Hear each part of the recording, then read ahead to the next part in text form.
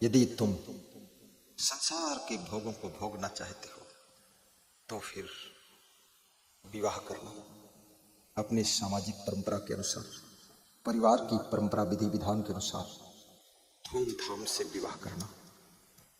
अच्छे पति के साथ रहो, अच्छी पत्नी के साथ रहो। ये विषय भोगों के लिए विष पी लेना तो मूर्खता ही है।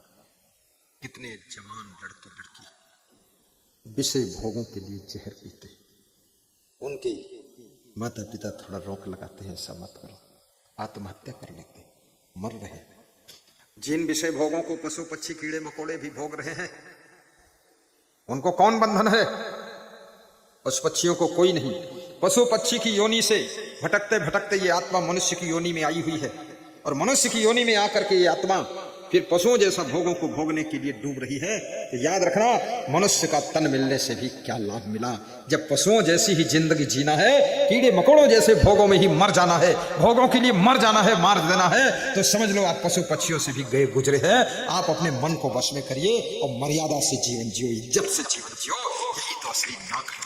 बोलिए सदगुरु भगवान की जय। यदि अपने पति में तुम्हें सब कमी ही कमी दिखेगी तो तुम पत्नी का धर्म न निभा पाओगे।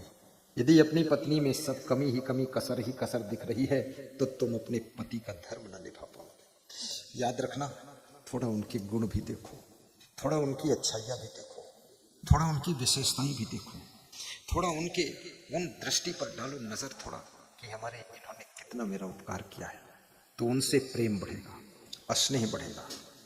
और जहाँ प्रेम बढ़ता है वहाँ सुमत होती है, जहाँ सुमत होती है वहीं पर संपत्ति होती है, जहाँ संपत्ति होती है वहीं पर सब सुविधा से जीवन जीने का सौभाग्य मिलता है। जहाँ सुमत है वहाँ नाना प्रकार की संपत्ति आती है, और जहाँ कुमत है वहाँ नाना प्रकार के दुख आते, कष्ट आते। इसलिए आपस में सुमत, भाई भाई में सुमत, पिता पुत्र में सुमत, सास बहू में सुमत, पति पत्नी में सुमत, भाई बहन में सुमत, ससुर दामाद में सुमत। ये सुमत शब्द कितना महत्वपूर्ण शब्द है। आज ये इतना बड़ा प्रोग्राम हो रहा है, ये सुमत से ही हो रहा है। 25-30 लोगों की सुमत, 25-30 लोगों के प्रेम का संगठन आज इतने बड़े समाज को बुलाकर इकट्ठा किया और सबको सत्संग सुनवाने का काम कर रहा है। इसलिए याद रखना, घर घर में सुमत होनी चाहिए, गांव गांव में सुमत होनी चाहिए। राग द्वेष मत करिए, कलह कलेश मत करिए, ईर्ष्या मत करिए, जलन मत करिए। कोई आगे बढ़ रहा है, धन्यवाद दीजिए, उससे विवाद मत कीजिए, और स्वयं भी आगे बढ़ने की प्रेरणा लीजिए, स्वयं भी अपनी उन्नति कीजिए और दूसरे की उन्नति में खुशी मनाइए। जो दूसरे की उन्नति में, संपत्ति में, विकास में खुशी मनाता है, उसकी भी एक दिन खूब उन्नति हो जाती है, विकास हो जाता है, आगे बढ़ जाता है। जहाँ सुमति तहाँ संपत्ति नाना, जहाँ कुमति तहाँ विपत्ति निधाना। सुमत, जिसके घर में सुमत नहीं है उसके घर में सब बर्बाद हो जाता है। कैसे बर्बाद होता है? एक गांव में एक शिक्षक रहता था। छोटी सी कथा है, आप कहो तो सुना दो। शिक्षक बड़े सुंदर स्वभाव का था, सीधा था, भोला भाला था। शिक्षक प्रायः अच्छे होते हैं, शिक्षा देते देते स्वयं पर भी कुछ लागू करते हैं। तो शिक्षक से एक दिन स्कूल के विद्यार्थियों ने कहा कि शिक्षक महोदय, आप पैंट शर्ट रोज पहन कर आते हो, एक दिन कुर्ता पाजामा भी पहन कर आओ। कुर्ता पाजामा में देखूं तुम कैसे लगोगे। कपड़ों का डिजाइन, कपड़ों का रंग, कपड़ों का मॉडल भी तुमको कुछ अलग देखने के लिए तैयार करता है। इसलिए आप अलग अलग रंग के कपड़े पहनते हो, अलग अलग ढंग के पहनते हो। कभी चमोला पहनते हो, कभी पाजामा, कभी कुर्ता, कभी चूड़ीदार पाजामा, और कहीं तो पैंट, कहीं शर्ट, कभी हाफ पैंट, कभी अंडरवियर, कभी क्या क्या, सब चेंज करते रहते हो। कभी गले में गमछा डालते हो। देखो नेता लोग कितना कपड़ों का रंग बदलते हैं। अगर कुर्ता पीला है तो नीचे का जो पाजामा है वो लाल कर देंगे, कुर्ता लाल है तो पाजामा सफेद कर देंगे, कुर्ता अगर आसमानी कलर का है तो पाजामा जो है व्हाइट कलर का कर देंगे। मैच करते हैं, सुंदर लगे। तो कपड़ों का भी बड़ा असर है। जितः सबः वस्त्रवतः गोमतः जितः मिष्टासा। गाय को पालने वाला स्वाद को जीत लेता है, दूध से सब आइटम बनाकर खाता है, और सुंदर वस्त्र पहनने वाला सभा को जीत लेता है। अध्वा जिता यानवता, वाहन से चलने वाला मार्ग को जीत लेता है, मंजिल को प्राप्त कर लेता है। और सर्व जिता शीलवताम, और शीलवान व्यक्ति सबको जीत लेता है। शीलवान यानी चरित्रवान यानी गुणवान, जो गुणवान है चरित्रवान है वो सबको जीत लेता है। इसलिए सबको जीतने वाला अस्त्र है, शीलवान बनो, गुणवान बनो, सबके दिल को जीत लोगे और सबके दिल में तुम कब्जा कर लोगे। गुणवान बनिए, गुणवान बहू बनो। रूपवान बहुएं तो बहुत मिल जाएंगी, गुणवती बहू नहीं मिलेगी, रूपवती मिल जाएगी। गुणवान पुत्र बनो, गुणवान दामाद बनो, गुणवान पिता बनो, गुणवान माता बनो। रूपवान तो बहुत लोग बन लेता है। ब्यूटी पार्लर की दुकान में जाकर के भी क्रीम पाउडर लिपस्टिक लगाकर इधर उधर डेंट पेंट करके भी सुंदर दिख जाता है। लेकिन याद रखना, शरीर को सुंदर बनाने के लिए ब्यूटी पार्लर की दुकान है, पर जीवन को सुंदर बनाने के लिए, मन को सुंदर बनाने के लिए, स्वभाव को सुंदर बनाने के लिए अगर ब्यूटी पार्लर सेंटर कोई है तो केवल सत्संग है। और सत्संग ऐसा ब्यूटी पार्लर है जहां एक साथ हजारों लोगों को सुंदर बनाया जाता है, सुंदर बनाया जाता है। ये ब्यूटी पार्लर सेंटर चल रहा है, इसका सबसे बड़ा मास्टर मैं हूं। सबको सुंदर बनाने में लगा हुआ, इतना सुंदर बना दूंगा, सब नाम ही तुम्हारा रखेंगे सुंदर लाल। स्त्रियों का नाम सुंदरी बाई। स्वभाव सुंदर हो जाएगा, प्रभाव सुंदर हो जाएगा, चरित्र सुंदर हो जाएगा, विचार सुंदर हो जाएंगे, फिर सत्यम शिवम सुंदरम हो जाएगा, जीवन का दुख मिट जाएगा। ये बहुत बड़ी बात है। तो आइए, क्या गा रहा था मैं? वो शिक्षक की कहानी थी। देखो इधर उधर हो जाता है। शिक्षक टीचर, टीचर बोलो, टीचर समझ जाओगे। सब इंग्लिश समझती महिलाएं, ये हिंदी में बातें नहीं करती, इंग्लिश वाली। पुरुष लोग इंग्लिश बियर पीते हैं और ये इंग्लिश में बात करती है। देशी बियर, इंग्लिश बियर, सस्ती बियर, महंगी बियर, फट गई अंडर बियर। कभी नहीं पीना है बियर, कभी नहीं, केवल सत्संग की बियर पियो। सत्संग साई बंद।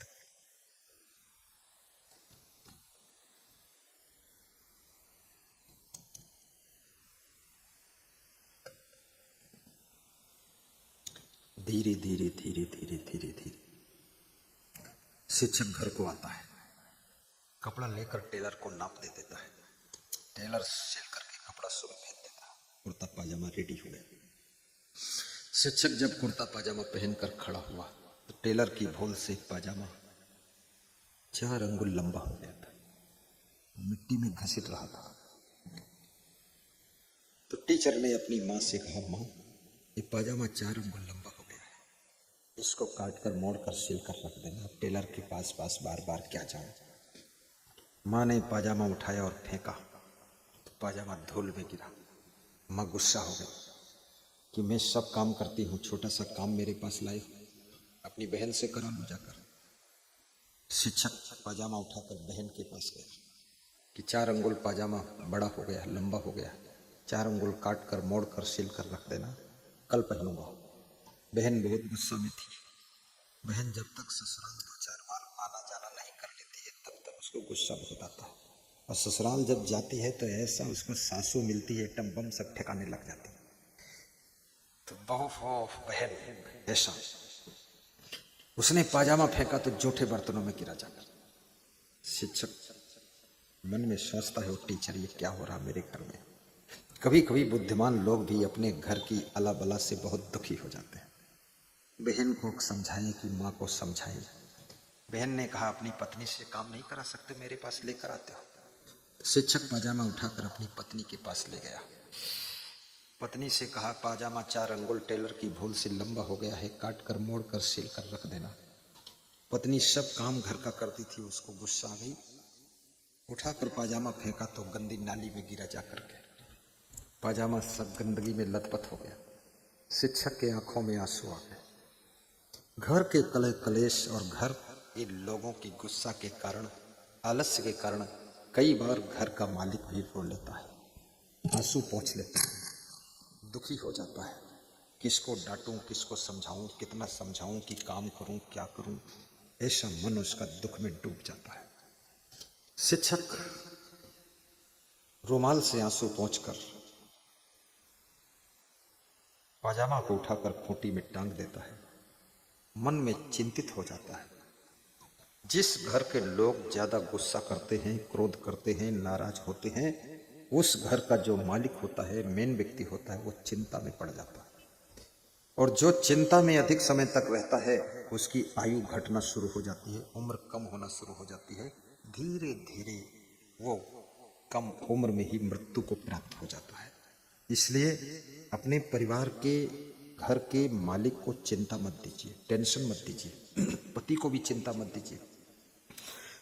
तभी वे लंबी आयु तक जिएंगे और तुम्हारी सबकी सेवा व्यवस्था करते रहेंगे। उनको यदि तुम चिंता दोगे, टेंशन दोगे, तनाव दोगे, दुख दोगे, उनको रुला दोगे, तो याद रखना वे संसार छोड़कर बहुत जल्दी चले जाएंगे। फिर तुम दुनिया के दुखों को झेलते रहोगे। इसलिए अपने माता पिता को, पति को, पत्नी को, सास ससुर को दुख मत दीजिए। उनको हंसने का मौका दीजिए, मुस्कुराने का अवसर दीजिए। कुछ ऐसी बात करिए, कुछ ऐसे काम करिए, कुछ ऐसी व्यवस्था करिए जिससे तुम्हारी बूढ़ी सासू, बूढ़ी माँ, बूढ़ा पिता, बूढ़ा ससुर 80 साल की उम्र में भी हंसता रहे, मुस्कुराता रहे कि मेरा बेटा बहू कमाल कर रहा है। ऐसी जिंदगी बनाओ। आज तुम अपनी सासू की सेवा कर लोगी, कल तुम खुद सासू बनोगी तो तुम्हारी बहू तुम्हारी सेवा कर लेगी। क्योंकि जो खेत में बोते हो वही फसल पककर आती है, उसी को काटते हो तुम। जो तुम दूसरों के साथ कर रहे हो वही सब फल तुम्हारे पास आने वाला है। शिक्षक पैंट शर्ट पहनकर स्कूल जाता है, विद्यार्थी पूछते हैं टीचर महोदय कुर्ता पाजामा पहनकर आप नहीं आए। टीचर मुस्कुरा देता है। अपने घर का दुख किसी को एहसास नहीं होने देता है। वे लोग बुद्धिमान हैं जो अपने घर का दुख, घर की समस्या, घर का कष्ट बाहर किसी को पता नहीं चलने देते हैं, एहसास नहीं होने देते हैं, फील नहीं करने देते हैं, मुस्कुरा देते हैं। घर के आंसू घर से बाहर लेकर नहीं जाते हैं, घर के आंसू घर ही में पहुंच देते हैं, मुंह धो लेते हैं, ठंडा पानी पी लेते हैं और गेट से बाहर निकलते हैं, घर से बाहर तो होठों पर मुस्कान लेकर निकलते हैं। ऐसे लोग महाबुद्धिमान कहे जाते हैं और वह सफल हो जाते हैं। टीचर ने कहा कि पाजामा भी रेडी नहीं हुआ था, इसलिए मैं पैंट शर्ट पहन कर आ। टीचर मन लगा करके स्कूल में बच्चों को पढ़ाता है और शाम को जब घर लौटता है तो मन में सोचता है मेरे घर के लोगों को मैं कैसे समझाऊं। माँ 80 साल की हो गई, उसका दिमाग तो ऐसे गर्म है जैसे ज्वालामुखी। बहन 20 साल की हो गई है, अब उसको ससुराल जाने का समय आ रहा, लेकिन वो तो बिल्कुल गर्मा गर्म पकौड़ी बनी हुई। और मेरी वाइफ मेरे साथ रहते रहते 5-6 साल हो गए, लेकिन उसकी अकल वकल कुछ सुधरी नहीं है। सारा क्रोध ऐसे उड़ेलती है क्या करूं। जब सब तरफ से लोग क्रोध करते हैं तो एक व्यक्ति सबके क्रोध को झेल नहीं पाता है, फिर या तो वो घर छोड़कर भाग जाता है, या तो फिर वो प्राणों का त्याग करता है, और या तो फिर अता पता ही नहीं चलता वो कहाँ चला गया है। इसलिए अपने घर के सदस्य को दुखाइए मत, थोड़ा उसे मुस्कुराने का भी मौका दीजिए, आनंद से जीने का मौका दीजिए। प्रेम ही तो सार है। पोथी पढ़ी पढ़े जग मुआ पंडित हुआ, न कोई ढाई अक्षर प्रेम का पढ़े सो पंडित हो। हमारे साथ में इतने संत रहते हैं, ये देख लो, छोटी छोटी गैया, छोटे छोटे ग्वाल और छोटी छोटी बांसुरी और छोटा छोटा तबला, ये सब संत हमको भी खुश करते हैं, हम इनको हंसा देते हैं। मैं तो इनको रोज हंसा देता हूँ, ऐसा हंसाता हूँ कि हंसते हंसते इनका पेट फूल जाता है। तो फिर पेट कम करने के लिए फिर इनको थोड़ी देर भोजन नहीं देता हूँ तो पेट ठीक हो जाता है। ये लोग भी ऐसी ऐसी बात करते हैं, हमको भी हंसा देते। हंस करके गुरु शिष्य जियो, हंस करके पिता पुत्र जियो, हंस करके सास बहू जियो। ये किस जन्म की दुश्मनी अदा कर रहे हो? नेवला और सांप बन करके रहते हो। सासू ऐसे ही जैसे सांप, बहू ऐसे जैसे नेवला, खतरनाक। आमने सामने देखते ही झपट्टा मारकर एक दूसरे का काटी कोटा करते हैं। अरे प्रेम से जी लो, ये नागिनी बनी हुई हो। कितने पति पत्नी शादी के बाद देर तक सोते हैं और सास ससुर माता पिता इंतजार करते कि अभी उठे कि नहीं उठे, जागे कि नहीं जागे, दरवाजा खोला कि नहीं खोला। तो सासू बार बार बेटे बहू की कमरे के गेट के पास खड़ी होकर कान लगाती है कि उठे होंगे तो कुड़कुड़ कुड़कुड़ कुछ होता होगा। कुछ नहीं, सब चुपचाप नाग नागिन सो रहे हैं। जब सोकर उठे 8 बजे 9 बजे दरवाजा खोला तो नागराज और नागिनी देवी दिखती। सासू ससुर बेहोश हो गए, माता पिता की, तो बेटा नागराज बन गया और बहू जो है नागिन बन गई। अब इनको कौन संभालेगा? नागिन है। नागिन बनोगी तो अभागिन हो जाओगी, और जो नाग बनेगा अभागा हो जाएगा, नागराज। महान भक्त श्री यशवंत बाफना को भी व्यास का दी आशीर्वाद दे। खड़े हो जाइए। और कोई आया अकेले आ जाओ। अरे विनीत बाफना, और नाम बताओ। रवि बाफना, वो भी बाफना है। साजेड़ छाजेड़, हाँ समझ गए हम, छाजेड़। बैठो। 3 लोग आए हैं, ब्रह्मा विष्णु महेश बनकर। नजर पड़ गई, गजब हो गया। मेरी नजरें ढूंढती रहती है कौन हमारा पुराना परिचित भक्त प्रेमी आया है। आगे आ जाइए बाफना जी, पीछे बैठने का आपका हाथ नहीं, आगे सोफा खाली। बच्चे को हटा दो, सोफा पर बैठो। चलो तुमको हम बाफना बनाएंगे फिर। नहीं तुम तो बैठो, वहां खाली सोफा है, तुम बैठो। जानू सिंह बैठो। जब फिर कोई आएगा तो फिर अपन खाली करेंगे, अभी तो है बहुत जगह। 3 लोग हैं, एक सोफा पर। हमारे सत्संग में एक मिनिस्टर है, वो सोफा पर उचक के कूद के हचक के बैठ गया और सोफा टूट के पीछे गिर गया। और मिनिस्टर गिर गया। और बड़ा मिनिस्टर था, कैबिनेट मंत्री, तो उसको 4-5 लोग उठा रहे थे। उठाने वाले कमजोर थे, मिनिस्टर 1.25 कुंटल वजन। अब उठाए उठे ना, तो मैंने सोचा कुछ और बात करूं, नहीं तो बाबा बदनामी हो जाएगी। सोफा पर बैठो, कुर्सी पर बैठो, बेड पर बैठो, तख्त पर बैठो, गाड़ी में बैठो, बहुत हचकना नहीं है। गाड़ियां टूट गई बहुत सारी। सावधानी से बैठे रहो, जमे रहो। कल पंडाल और बढ़ना चाहिए। कमलेश परमार कहाँ है? कल पंडाल बढ़वा देना, ठीक? चिंता कोई मत करना। नार सिंह, पंडाल बढ़ा देना। कुछ कमी लगेगी तो ब्रह्मा विष्णु बैठे, महेश। शिक्षक घर लौट कर आता है। घर के लोगों को, बाहर काम करने वाले घर के सदस्यों को, क्योंकि बाहर ऐसे ही बहुत संघर्ष होता है, स्ट्रगल होता है। चाहे स्कूल चलाना हो, दवाखाना चलाना हो, चाहे हॉस्पिटल चलाना हो, चाहे सर्विस करना हो, बाहर तो एक से एक धूर्त लोग मिलते हैं, उनसे निपटना पड़ता है। लेकिन बाहर के सभी धूर्तों से तुम निपट लोगे और घर का एक भी धूर्त तुमको धराशायी कर देगा। इसलिए घर के सदस्यों को धूर्तता नहीं करनी चाहिए, मूर्खता नहीं करनी चाहिए। सभी घर के सदस्य अपने घर के लोगों का मनोबल बढ़ाने का काम करें, खुशियां बढ़ाने का काम करें और उनको इज्जत दें, ताकि वे लोग हिम्मत के साथ में आगे कुछ बड़ा करके दिखा सकें। जो घर से खुश होकर जाता है वो वापस जब आता है तो सफलता लेकर आता है, और जो घर से ही दुखी होकर जाता है, निराश होकर जाता है, हताश होकर जाता है, उदास होकर जाता है, डिप्रेशन में जाता है, घर से परेशान होकर जाता है, टेंशन में जाता है, वो बाहर से जब लौटेगा तो हार लेकर लौटेगा, जीत लेकर नहीं लौटेगा। इसलिए याद रखना, घर से खुश करके भेजिए और चिंता छोड़िए। छत्तीसगढ़ प्रदेश में डिस्ट्रिक्ट कोरबा में मेरा प्रवचन था, आज के 25 वर्ष पहले। तो मैं प्रवचन में जा रहा था, कमरे से निकला ही था और निकलते ही एक कार आई, कार से एक महिला उतरी। तो लोगों ने मुझसे कहा कि थोड़ा रुक जाइए, इनको दर्शन दे दीजिए। मैंने कहा वहीं दर्शन कर लेंगे व्यास गादी पर, यहाँ नहीं रुकूंगा, देर हो रही। तो हमारे जितने आयोजक थे बोले गुरुदेव थोड़ा देर भले हो जाए, इनको दर्शन दे। तो हमने कहा माता जी उधर ही आ जाना। तो उसने कहा वहां मैं नहीं आऊंगी, क्योंकि ये जो पूरा कोयला खदान है इसका सबसे बड़ा कॉन्ट्रैक्टर मेरा पति है, और पति आपका मुख्य अतिथि है, तो उसके वहां मैं नहीं जाऊंगी। मैं इसलिए दर्शन करने आई हूं, हम पंजाब के रहने वाले हैं, छत्तीसगढ़ में मजदूरी करने आए थे, और आज मेरा पति कम से कम 2000 ट्रकों का मालिक है। और मेरा पति, ये जितने आपका सत्संग करा रहे हैं ये सब कर्मचारी है, मेरे अंडर में है। और मैं क्यों मिलने आई हूँ?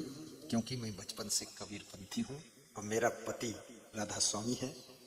लेकिन मैं आपका प्रवचन सुनती हूँ, पंथ इधर उधर जाने दो, तो थोड़ा दर्शन दे दो गुरु जी। तो मैं दर्शन दिया, कंठी निकाल कर दिखाया माला, कि ये माला भी मैंने पहना है। माला भी पहनो, गला अच्छा नहीं खाली, किसी भगवान का फोटो देखो उनके गले में माला है।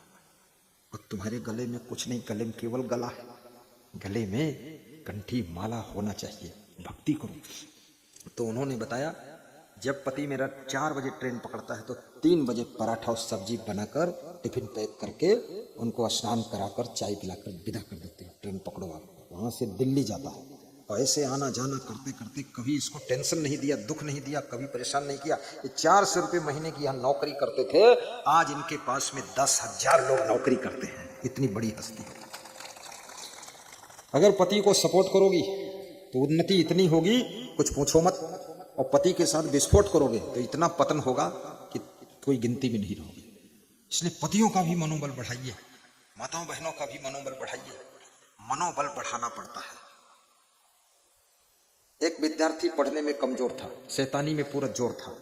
स्कूल में शिक्षकों को तंग करता था, विद्यार्थियों से मारपीट। शिक्षकों ने नाम काट दिया कि घर जाओ, इंग्लिश में लिख कर दिया घर जाओ, अपनी माँ को दिखा देना। माँ को दिखाया लेटर। माँ ने कहा अरे बेटा तू तो भाग्यशाली है, इसमें लिखा है शिक्षक कह रहे हैं कि मेरे पास इतनी बुद्धि नहीं कि तुम्हारे लड़के को मैं पढ़ाऊं। ये बहुत बुद्धिमान है, इसको पढ़ाने भर का माइंड नहीं है, इसको घर रख करके पढ़ाइए, आप बहुत आगे बढ़ेगा, ये महाबुद्धिमान है। माँ ने ये कह दिया, उस लड़के का मनोबल बढ़ गया। मनोबल बढ़ा, चिट्ठी तो अलमारी में रख दी गई और माँ मर गई। वो लड़का वैज्ञानिक बना आगे चलकर, 2500 रिसर्च किया। ये बल्ब उसी का रिसर्च है, ये माइक उसी का रिसर्च है, कैमरा उसी का रिसर्च है। उसका नाम था थॉमस अल्वा एडिसन। एक दिन घर की सफाई चल रही थी, वो चिट्ठी मिल गई। तब तक वो इंग्लिश समझ गया था, पढ़ा तो उस चिट्ठी में लिखा था कि तुम्हारा लड़का पक्का मूर्ख है। उसी चिट्ठी में लिखा था पक्का मूर्ख है, एक गधा है, इसको हम नहीं रख सकते यहाँ, शैतान बिल्कुल जीरो है। तो चिट्ठी पकड़कर वो रोने लगा कि मेरी माँ कहती थी लड़का महाबुद्धिमान है। तो चिट्ठी के पीछे देखा तो लिखा था, माँ ने लिख दिया था बेटा अगर मैं तेरे को बता देती तू गधा है, ऐसा लिखा है, मूर्ख है, तो शायद तेरा मनोबल डाउन हो जाता। इसलिए मैंने कहा था तू महाबुद्धिमान है, तेरा आत्मबल बढ़ गया, आज तू दुनिया का सबसे बड़ा वैज्ञानिक बन गया, 2500 रिसर्च कर दिया। और कभी आपके पिताजी बोल भी दे तू गधा है तो याद रखना वो इसलिए बोल रहे कि तू गधा मत रहे, तू घोड़ा बन। वो इसलिए नहीं बोल रहे कि गधा, वास्तव में तू गधा है, वे तुमको और आगे बढ़ाना चाहते। कभी माँ बोल दे तू मूर्ख है, इसलिए नहीं बोल रही कि तू मूर्ख है, इसलिए बोल रही कि तू मूर्ख मत बन, तू बहुत बुद्धिमान बन और आगे बढ़, इसलिए वो बोल रही है। उसका भी अर्थ सकारात्मक निकालना, गलत अर्थ मत निकाल देना। शिक्षक टीचर जब घर को आया, द्वार पर बैठी हुई माँ मुस्कुराती हुई मिली। कहा बेटा सुबह थोड़ा गुस्सा थी इसलिए मैंने तेरा पाजामा फेंक दिया था, मैंने तेरे पाजामा का काम कर दिया है। शिक्षक बड़ा खुश हुआ कि माँ कम से कम सुबह का भूला शाम तक वापस घर को आ जाए तो भूला नहीं कहा जाता है, सुबह की गलती शाम तक सुधार ले तो गलती नहीं कही जाती है। धन्य हो माँ। अंदर गया, बहन मिली, हंसकर मिली, भाई साहब आपका काम मैंने भी कर दिया है। शिक्षक बड़ा खुश हुआ कि आज मेरे घर में सुमत हो गई, माँ बहन दोनों ने काम कर दिया पाजामा का। कमरे में गया, पत्नी मिली मुस्कुराती हुई, तो पति सोचने लगा टीचर कि आज लगता है मेरी वाइफ भी थोड़ा बदल गई, चेंज हो। वाइफ ने कहा पति देव सुबह थोड़ा काम ज्यादा था इसलिए गुस्सा थी, आप नाराज मत होना, आपके पाजामा का काम कंप्लीट है, लाओ पाजामा। पाजामा पहनकर जब शिक्षक खड़ा हुआ टीचर, तो पाजामा न पाजामा रह गया था न अंडरवियर रह गया था। माँ से पूछा तूने कितना काटा? बोले 4 अंगुल। बहन तू? बोले 4 अंगुल। वाइफ तू? बोले 4 अंगुल। बोले 12 अंगुल काट दिया, मोड़ मोड़ कर काटा, 16 अंगुल कट गया, पाजामा की इज्जत बिगाड़ दी।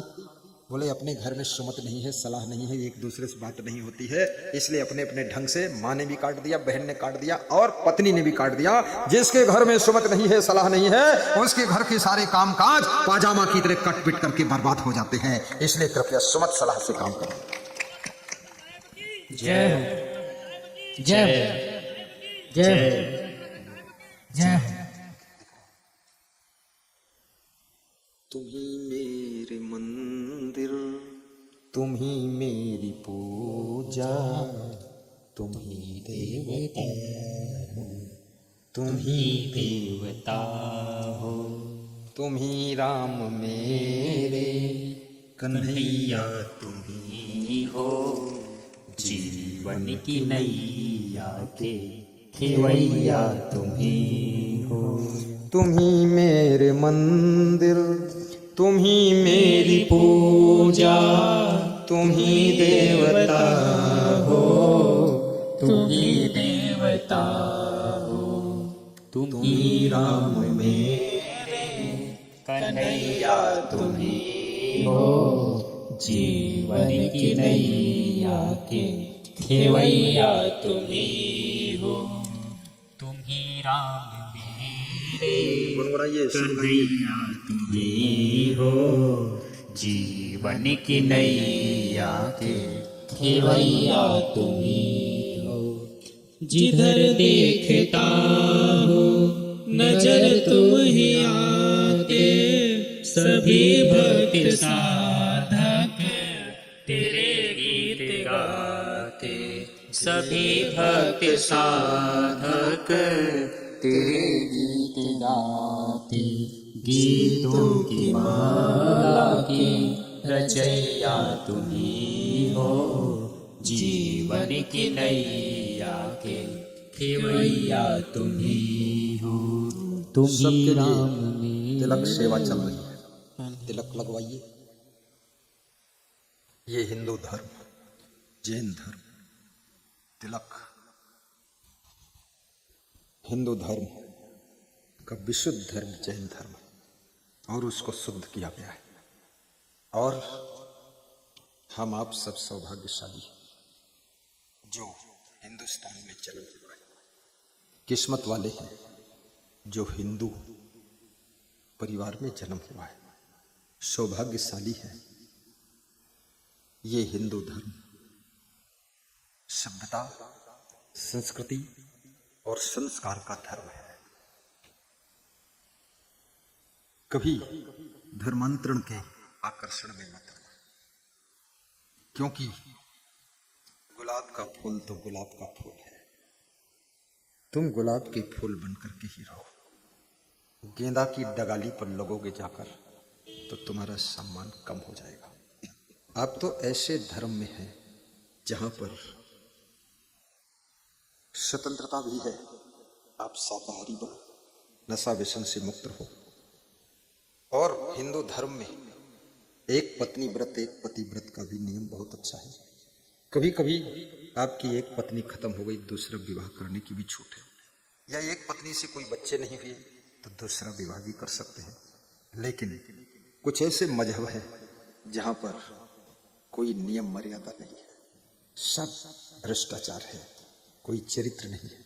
खान पान इतना बिगड़ा हुआ है, गाय खाना, भैंसा खाना, बकरा मुर्गा खाना। आपका जो धर्म है ये दया का धर्म है, करुणा का धर्म है, प्रेम का धर्म है। देश करुणा के धर्म में, प्रेम के धर्म में भगवान राम भी जब उन्होंने देखा कि संतों को राक्षस सता रहे तो राम ने संकल्प लिया था कि इन राक्षसों का मैं वध करूंगा। और राक्षस वही है, खाई कबाब शराब सरोजा, निस्दिन पर नारिन कहा खोजा। माँ नहीं मात पिता नहीं देवा, साधुन से करवाऊं सेवा। जिनके अस आचरण भवानी, ते जानहु निश्चर सम प्राणी। जिनके ऐसे आचरण हैं, कबाब खाते हैं, शराब पीते हैं, अंडा खाते हैं, मुर्गा खाते हैं, ऐसा गलत काम करते हैं, खान पान में शुद्धि नहीं, आचरण में शुद्धि नहीं। राम कहते हैं, रामायण में लिखा है, शिव और भवानी के बीच का संवाद है कि ऐसे लोग ही राक्षस हैं जो अपने माता पिता को भी नहीं समझते हैं और देवी देवताओं का पूजन नहीं करते हैं, संत गुरु का सत्संग नहीं सुनते हैं, वही तो राक्षस हैं। हमारा आपका जीवन स्वयं देवी देवताओं जैसा जीवन है, ये कोई साधारण जीवन नहीं। हमारे आश्रम सोनपैरी में, छत्तीसगढ़ प्रदेश में, रायपुर में आपका साधारण नाम था, जहाँ पर हिंदू हृदय सम्राट डॉक्टर श्री मोहन भागवत पूजनीय सरसंघ चालक 31 दिसंबर को पधार रहे हैं। 1 बजे से संबोधन प्रारंभ हो जाएंगे, प्रवचन भी होगा गुरु जी का और उनका भी संबोधन होगा। 1 लाख लोग इकट्ठे हो रहे हैं, सारी तैयारियां आश्रम कर रहा है। संघ की 35 ब्रांचें प्रचार प्रसार व्यवस्था में लग चुकी है। भयंकर प्रोग्राम होने जा रहा है। 8 अप्रैल को नेपाल बॉर्डर 2025 हमारे आश्रम पर पधारी हुई थे वो, और 31 दिसंबर को साल में 2 बार आ गए, दोबारा आ रहे। कहते थे मैं साल में 3 बार आऊँ आपके यहाँ तो अच्छा है। उनको अच्छा लगता है, मुझे भी खुशी होती है, क्योंकि मैं तो ये चाहता हूँ आपका धर्म मजबूत हो। और बेटियों से भी निवेदन करूंगा, किसी विधर्मी की तरफ आकर्षित न हो, किसी विधर्मी के साथ विवाह न करें, भाग कर न जाए। कितनी कन्याएं, मुस्लिम कन्याएं हिंदू धर्म को अपना चुकी हैं, अपनाना चाहती, क्योंकि उनका कहना है हिंदू धर्म में जो बेटी बहन स्त्री का सम्मान है, देवी की तरह इनको पूजा जाता है, वो विधर्म में नहीं है। तो इसलिए याद रखना, ये तुम्हारा धर्म श्रेष्ठ धर्म है। किसी छोटी छोटी चीज के लालच में आकर, किसी लोभ में आकर अपने धर्म को मत छोड़ना। आप मेहनत करो, मांस मछली अंडा मुर्गा शराब का त्याग करो, सत्संग सुनो, गुरु मंत्र लो, नामदान लो, अच्छी तरह से काम करो, सही डिसीजन लो, बच्चों को अच्छी शिक्षा दो। तुमसे गरीबी लाखों कोस दूर भाग जाएगी, तुम खुद ही माला माल हो जाओगे। ये लालच देने वाले जो दूसरे धर्म के लोग टुकड़ा फेंक करके तुमको तुम्हारा धर्म छुड़ाना चाहते हैं, ऐसे धूर्तों से सावधान रहना। याद रखना, कोई तुमको 10 लाख दे दे तो क्या तुम अपने माँ बाप को चेंज कर दोगे? करोड़ों दे दे, तुम स्वयं देने वाले बनो, लेने की जरूरत ही नहीं है। तुम इतनी उन्नति करो। जय हो, जय हो। आज यहाँ पर बहुत से लोग बैठे हैं, जो टीचर हैं, जो पटवारी हैं, और जो डॉक्टर हैं, इंजीनियर हैं, मेहनत किया है, शिक्षा प्राप्त किया है। हमारा एक भक्त भी पटवारी है, नरेश सिंह देवल। इतनी लगन है इस छोटी उम्र में, पति पत्नी दोनों भक्ति में डूबे हुए हैं, और उन्नति भी खूब हो रही है, बहुत सुंदर उन्नति हो रही, भक्ति भी खूब हो रही है।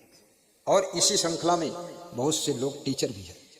आप तो शिक्षा और संस्कार को प्राप्त करो, धर्म बदलने से कुछ नहीं होगा। अपन को न ईसाई बनना है, न कसाई बनना है, अपन को शुद्ध हिंदू बनना है, जैन ही रहना है, जैन में ही चैन मिलेगी। आप सोचो कि इधर उधर कुछ करें, हम इधर उधर नहीं करना है। इससे अच्छा कोई धर्म नहीं। मैं विश्व में गया हूँ, कई देशों में, सब देखा हूँ, सब गंदगी है, मांस मछली अंडा मुर्गा गंदा। तुम्हारा धर्म ऐसा है जहाँ पर खीर खाइए, पकौड़ी खाइए, गाजर का हलवा खाइए और आनंद से रहिए, गाय का दूध पियो, भैंस का घी खाओ, आराम से सो जाओ। इतना पवित्र धर्म हिंदू धर्म।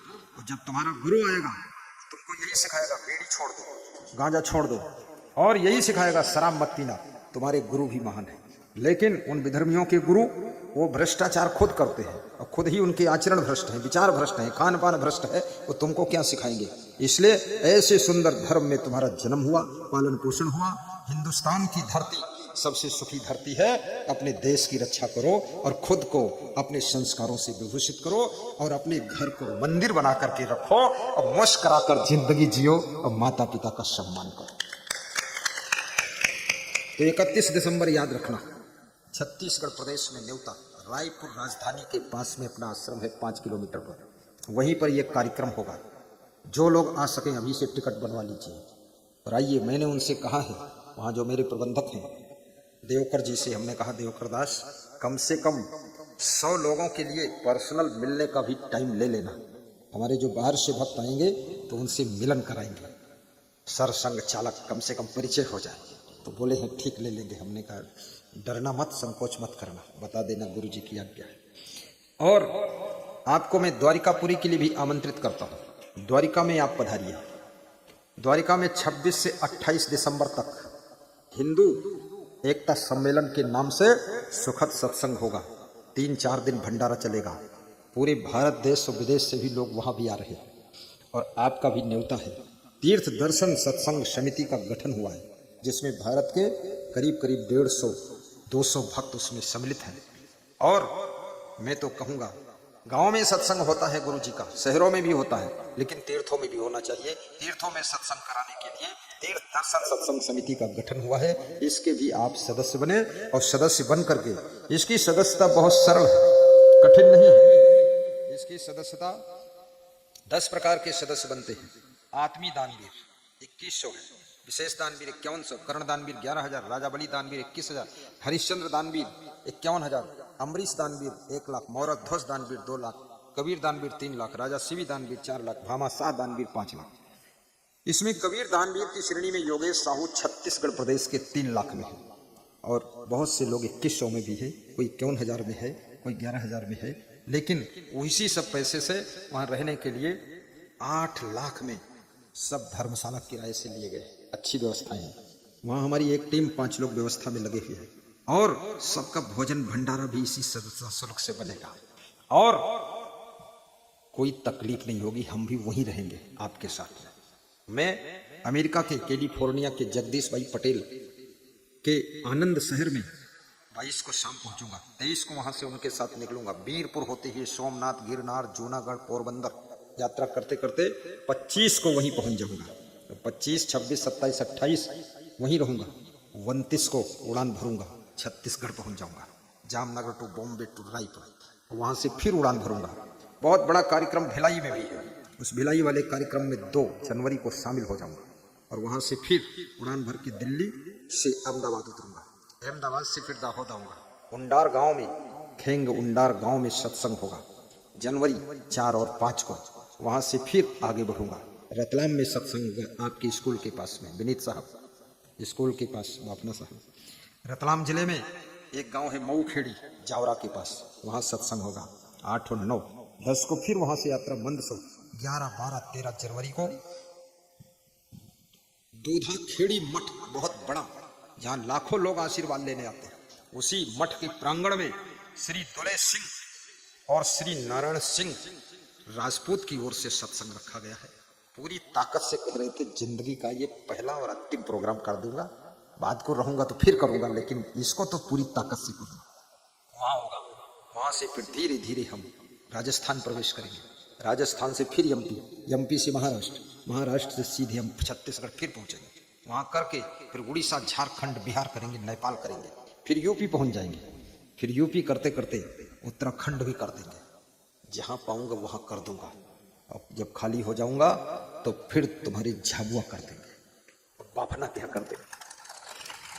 ये यशवंत बाफना के यहाँ तो हम जबरदस्ती प्रोग्राम कर देते हैं, बस फोन करता हूं आ जाता। यशवंत बाफना मेघनगर में, और मुझे अच्छा लगता है आपके साथ में, आपके पास में, आपके बीच में आनंद आता है। तो सभी को मैं धन्यवाद देता हूं, और आपका जीवन मंगलमय हो। मैं आपको 5 बातें बता रहा था कि जीवन कैसे जीना चाहिए। तो नंबर 1, आपात जाए, अहंकार छोड़ करके जीवन जियो। मैं ही सब कुछ कर रहा हूं ऐसा मत सोचो, सब लोग मिलजुल कर हम कर रहे हैं, ऐसा सोचने से विनम्रता आती है, सरलता आती है, सहजता आती है।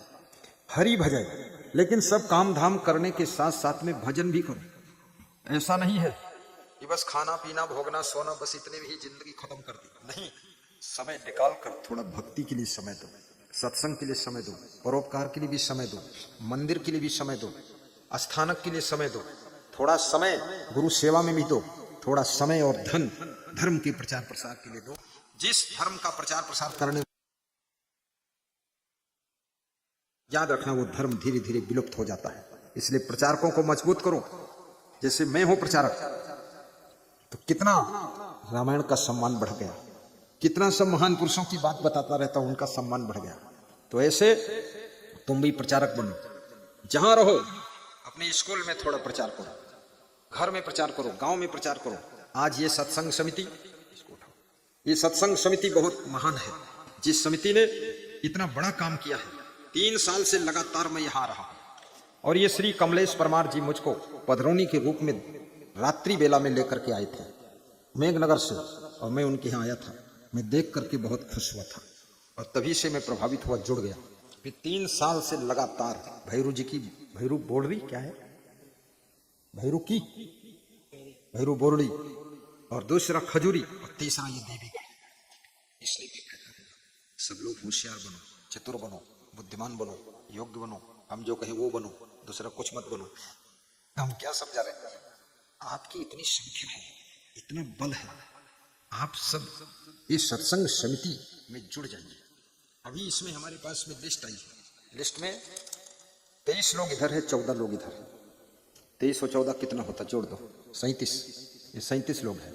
ये कम से कम 108 लोग बन जाना चाहिए। आपके बच्चे सुधरेंगे, बहुएं ठीक हो जाएंगी, परिवार अच्छा बनेगा, सत्संग मिलेगा, संस्कार बदल जाएंगे, घर स्वर्ग हो जाएगा, जिंदगी धन्य हो जाएगी। इसलिए निवेदन है कि ये कमेटी में जुड़ने के लिए जितने लोग जुड़े हैं जरा खड़े होकर दिखाएं। राजेश जी बामनिया, सरपंच स्वयंभू माता समिति, खड़े हो राजेश। ये हमारा बच्चा है राजेश, आजा बेटा। ये रस्सी खोल दो, नहीं लड़ जाइए। देखो देखो, आने दो। इनका 50,000 का सहयोग है। देखिए, ताली बजा दीजिए।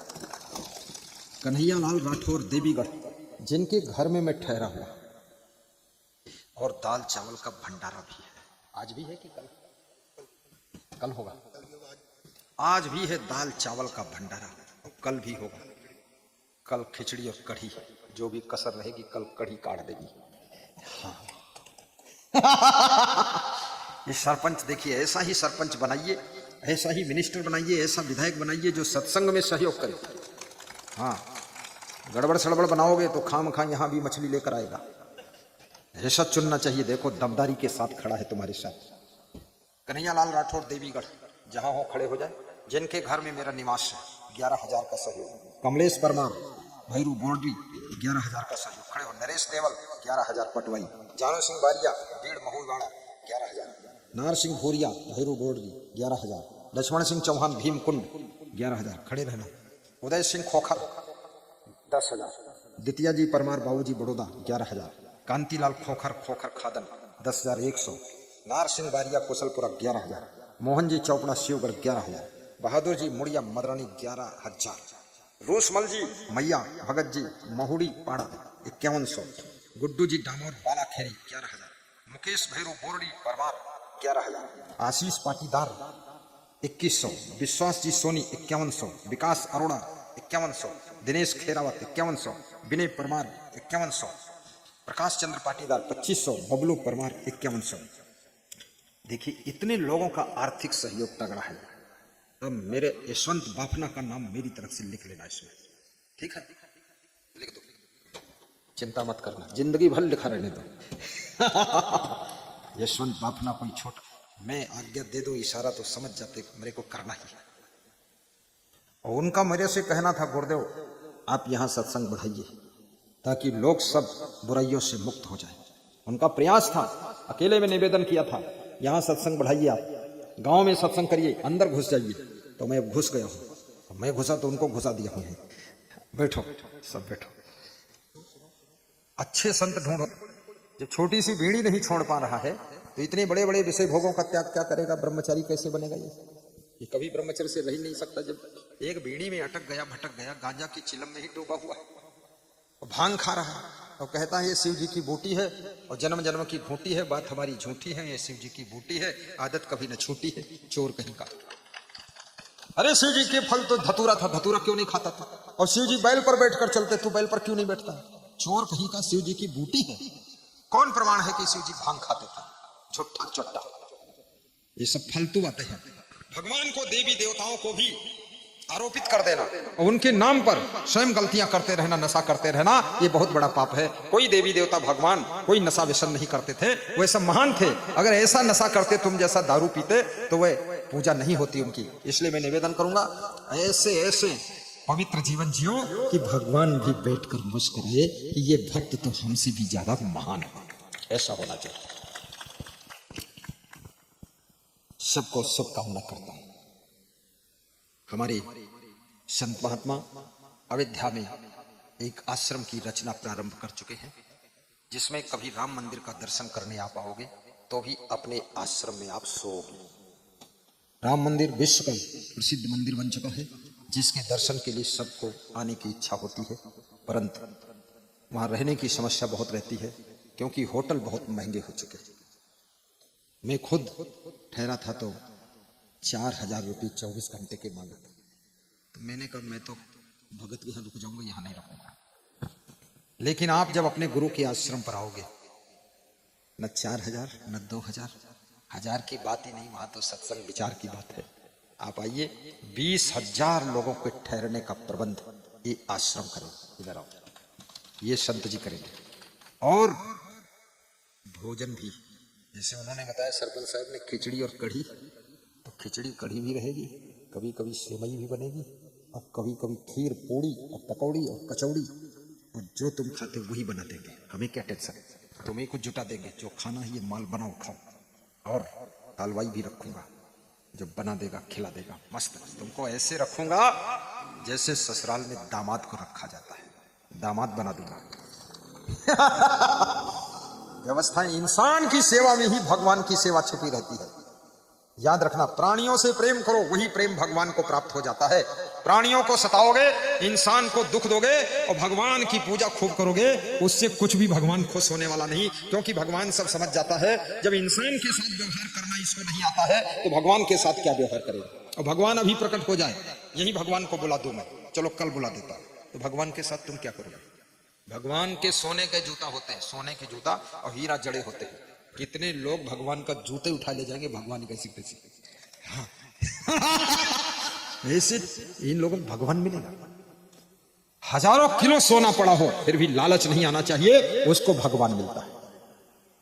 कामी क्रोधी लालची भक्त न इनसे होए, भक्त करे कोई सुरमा जाति वर्ण कुल खोए। जाति पात कुल धर्म बढ़ाई, धन बल परिजन गुण चतुराई। भक्तहीन नर सोहे कैसे, बिनु जल वारिद देखी जैसे। लवण बिना भो व्यंजन जैसे। तो भगवान, इंसान से प्रेम करो तो भगवान तुमसे प्रेम करेगा। तेरे भक्त की भक्ति करूं मैं सदा, तेरे चाहने वालों को चाहा करूं। जैसे मान लिया ये मनसुख भाई पूजा करता है, तुम भगवान की बात छोड़ो, मनसुख को पानी पिला दो, वो भगवान को ही जल मिल जाएगा। ऐसा है।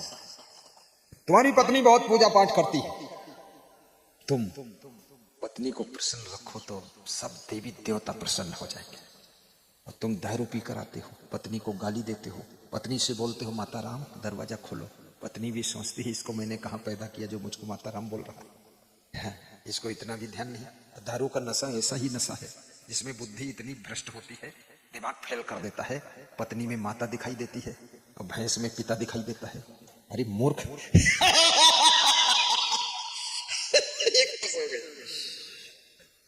ऐसा कभी दूध पियो, थोड़ा घी गर्म पानी में डालकर पी लो, 1 चम्मच की, 1 ही चम्मच पीना। डेली खाली पेट घी पी लो, गाय का घी, देसी गाय का घी। देख लो पेट की सफाई हो जाएगी। लेकिन कभी कभी पीना, नहीं तो कुछ और भी हो जाएगा।